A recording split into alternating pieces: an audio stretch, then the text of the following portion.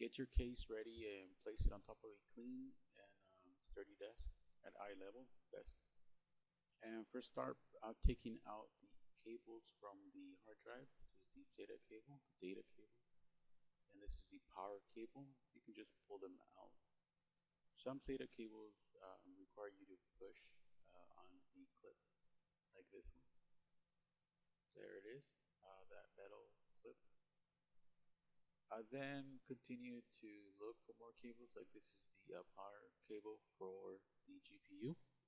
I just pull it out, so it has a clip that you can push on, so you can pull it out. Now continue on and look around your motherboard or your box, your case. This is the power supply cable that connects to the motherboard. It also has a clip. Go ahead and take it out. This one's a little bit stubborn most of the time, or sometimes. Just press the clip and pull it. Sometimes it might not want to come out, so just be careful and don't break the motherboard. Now let's continue with the GPU or the graphics card. This case actually has these green pins, or not, what do you call them? It's a bracket with these clips, and you push from the inside to the outside, and then it pops out. And this is the part, the PCI connector. You can just pull it and then pull up the GPU. Just be careful not to break it. You can rock it back and forth and up and down just a little bit, just like it can loosen up. I usually use little force towards the inside from the back plate where the connections are, the input connections, like that. Push it, and sometimes it just needs a little wiggle so it can pop up, especially on the older ones, the older computers. Just be careful not to break it. Don't pull it too hard. This metal plate right here, something gets stuck, so maybe add some pressure on that side.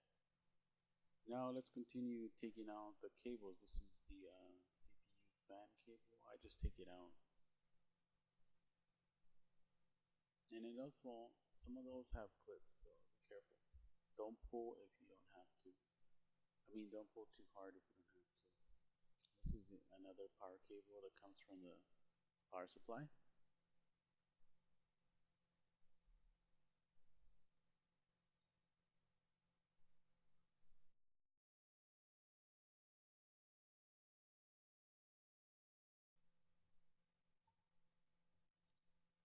So after you finish taking all the cables out, like all the SATA cables and all the other cables you don't need, continue and take out the switch. This is the power switch. Then you can start taking out the motherboard. And you need a screwdriver. Sometimes you need a Phillips head or a flathead at sometimes, but usually it's a Phillips head. And sometimes some motherboards have the torque, hex, or star types of screws, so you might need those too. I'm using Phillips head on this motherboard. Untighten most of the screws. Sometimes some of the screws are a little bit stuck, so don't be scared to put some power into them, into the driver. Try not to use a drill because sometimes the drills have too much power and they'll break the motherboard. This is a flathead. I'm using this flathead because I used screws on this motherboard that were not motherboard screws. Try not to do that, but I was salvaging this computer, and I used whatever I had, including old screws, like that screw. But, well, actually, that was think that was a screw. I didn't see it. But yeah, be careful with taking out the screws because sometimes if you put too much power, you might crack, especially when you're tightening or if a screw is stuck. Sometimes it's better to just move the motherboard around and loosen up the screws if they're actually tight or stuck. These are risers that I custom made. It's actually just some piping, and the reason I use those is because I didn't have the standard risers, and I wanted it to get it done. So I just cut some piece of piping, and I use them as risers. So just remove all the cables that you don't need, so you can have space, so you can put the other motherboard, including these cables from the drives.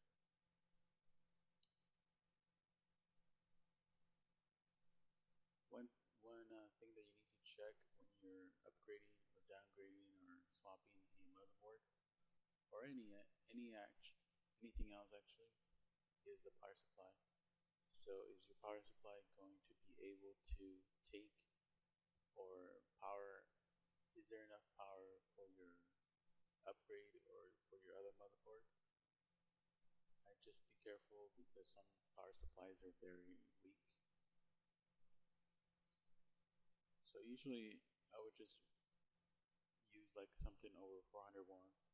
That should be fine. But sometimes some of the GPUs use a lot of power, so you might think about that. If you're upgrading the GPU to something heavy or something heavy power user, you might actually consider also upgrading the a power supply if you don't already have a powerful one. And just a key note is that power supplies do consume more electricity if they're bigger. So if you're trying to save on electricity, you might think about that. And they do consume, not consume, but they do make more heat.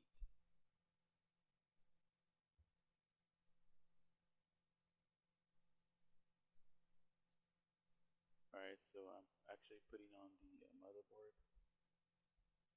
This is actually a downgrade because I'm using a motherboard that's older than the one I took out. The reason is that I am replacing the motherboard so I can use the other motherboard in a different um, project. And this motherboard is the original motherboard, and this is an older HP workstation that I refurbished, I guess. And I'm taking out the front plate because I'm trying to move the DVD drive and the hard drive. So the front plates usually come out just by pushing some clips that they have to attach to the front front of the case. And actually, I'm gonna get rid of the DVD-ROM drive, so I should just take it out. But I wasn't thinking at the time.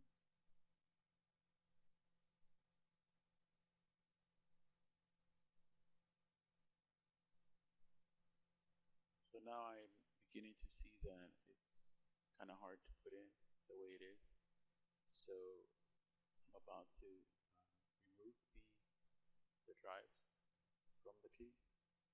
And you can do this easily by pushing them towards the outside. And this one has some green clips that you can pull and then push on the drives. They get stuck with the screws that you put on. So I'm just pulling it out and placing it on the side. It's actually a better place for it since I am going to be moving them around, and it's easier to access once the motherboard is in there.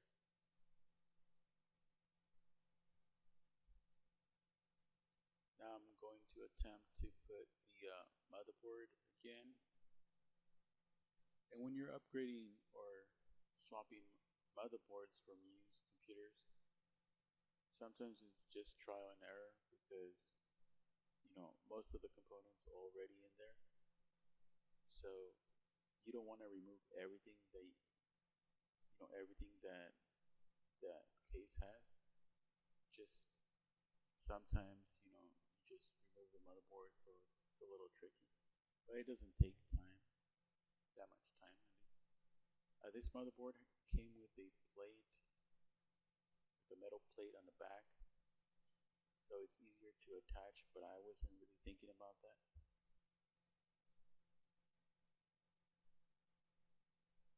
And as you can see, I'm having some trouble placing it or attaching it just because I'm not aware that that plate is there. I mean, I know the plate is there, but I forgot that it had some clips in the bottom to attach itself to the case. And sometimes these motherboards in like factory manufactured PCs come with accessories to make it easier to take out, but sometimes it makes it harder or more annoying, especially when you want to swap out motherboards. And this is the reason that I kind of forgot because I swapped out the motherboard. So I noticed that it's not sitting on right, and I'm wondering why.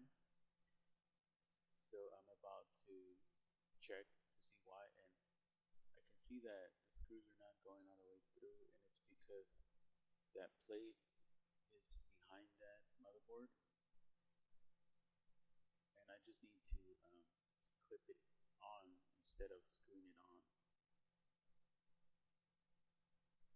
And I'm being careful, at least careful enough to not move it around too much or push it too hard because I know it's not in, like, it's not in right. I can feel it that it's moving, and I pulled it off. I pulled it out just to see, and I noticed that there's these bays or places where those clips attach, and I'm going to attempt to clip it on.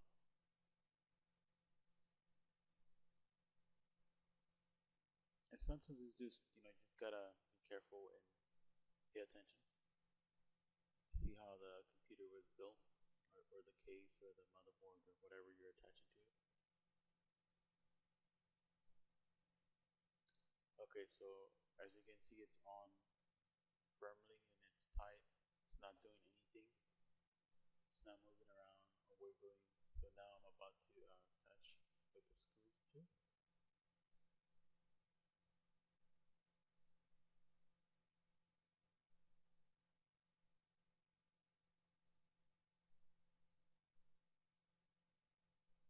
One other key, or one note, I guess, is that be careful touching any of the components of the motherboard when you're installing, especially when you have been touching something else other than the computer.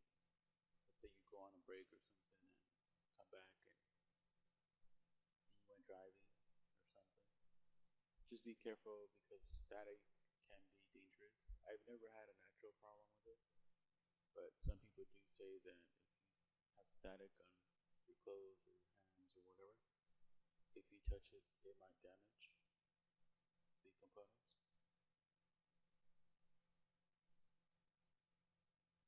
So that's where the power switch goes, and some of the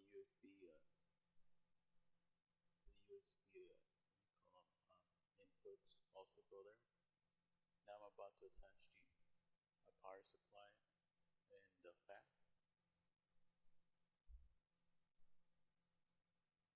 There's not that many cables to attach, so usually it's pretty easy, but just try to keep track of what cables you need to attach. And most of the time you don't use all the cables coming out of the power supply.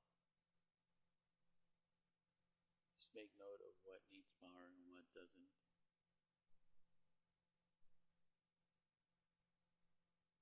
lot of the stuff that's powered by the PCI ports or PCI bays don't need power, except for some GPUs might actually need power. And some of them need a lot of power. So when you upgrade a GPU, be careful. Just make sure that you know how much power it has and that you actually can provide that power. Because if you don't provide it, especially efficiently, your GPU is not going to work correctly, and it might actually overheat. For example, if it doesn't have enough power for powering the fans, they might spin at a lower rate, I guess. I noticed that some GPUs consume a lot of power, and they might actually overheat if they don't have that power. Okay, so it's time to install this GPU, and this is an older GPU. It doesn't consume that much power, but it does consume more than what the motherboard can supply. So it does take an extra power connector from the power supply.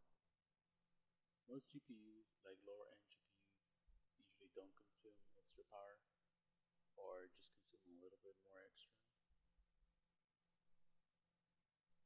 And they require a connector. So sit the GPU on firmly, just make sure it doesn't move around, and then clip it on, and then put the power connector on. There's only two ways that you can put it on, so and one way that is the correct way it clips on. The other way you struggle to put it on. Just make sure that all the power connectors are on, and test the power. This is the power switch.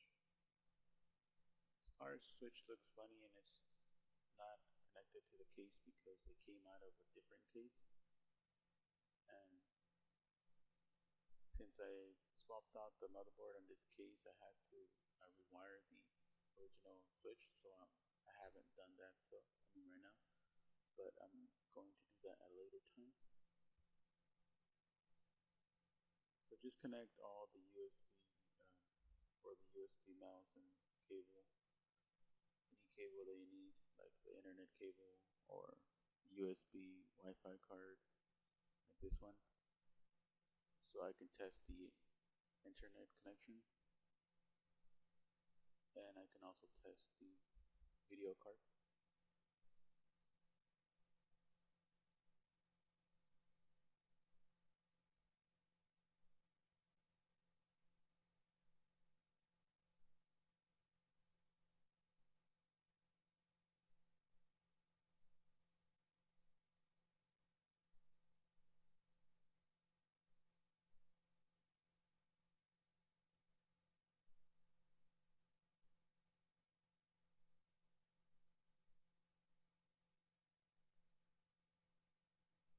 If you're actually upgrading 102, you should maybe clean up a little bit, just because you already opened the computer, might as well clean it up.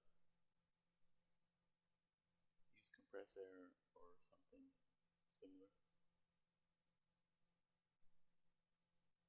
It does help.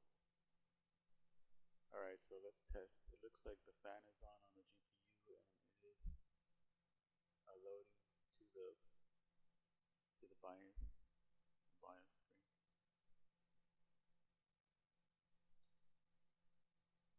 The mouse is working, the keyboard is working.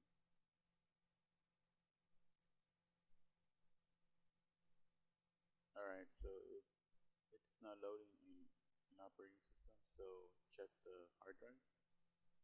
And if I remember, we didn't connect them. So now connect the SATA cable. You can turn off the computer. You should. So turn off the computer and connect the cables, the data cables. And these come in different colors. It doesn't really matter what color it is as long as it's SATA cable and whatever version your hard drive has. Alright, so these cables, just connect them, just be careful, don't force them, just make sure they're on. the right way. They do have to go a certain way.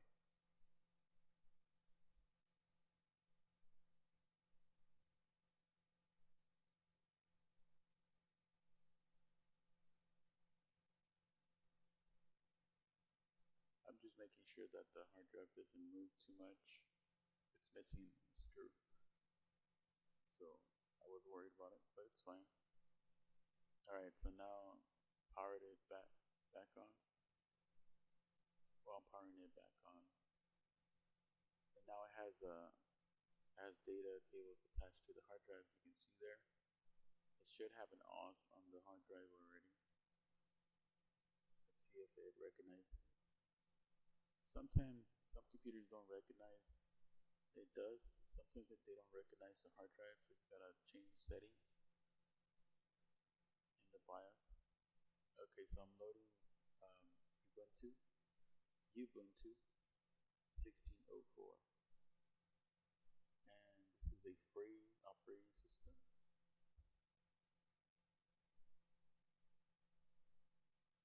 I usually use free operating systems when I'm doing cheap builds, so you can lower the cost. Once you have it built, you can decide whether you like or you want to have a Windows on it. Sometimes you want to use it for Steam or something else. You can also run Steam on on the Linux also. But I feel like all the computers that I build and I use Steam and I change it to Windows, then Windows somehow runs Steam faster or takes advantage of the GPU better. I'm not sure why, but I noticed that. So I usually use Windows if I'm making like a gaming computer. Or sometimes like the video editing ones too. They have more programs. They're more reliable, I guess you can say. So this computer seems to be working. I'm checking the internet to see if the Wi-Fi card works. It looks like it is running. Okay, so this is YouTube, and it seems to be running fine. And again, this is not a very powerful computer. It's decent, but it can run and do some of the stuff, especially because it has a GPU that's not integrated, so it runs a little faster with video and whatnot. GPUs usually make a computer run a lot faster than, like let's say if you upgrade one from like a super old GPU, like a 512 MB of memory to a 2 gigabyte of memory, or from DDR3 memory to DDR5 memory. Okay, that'll make a big difference. So that's pretty much it for today. Subscribe and like or dislike.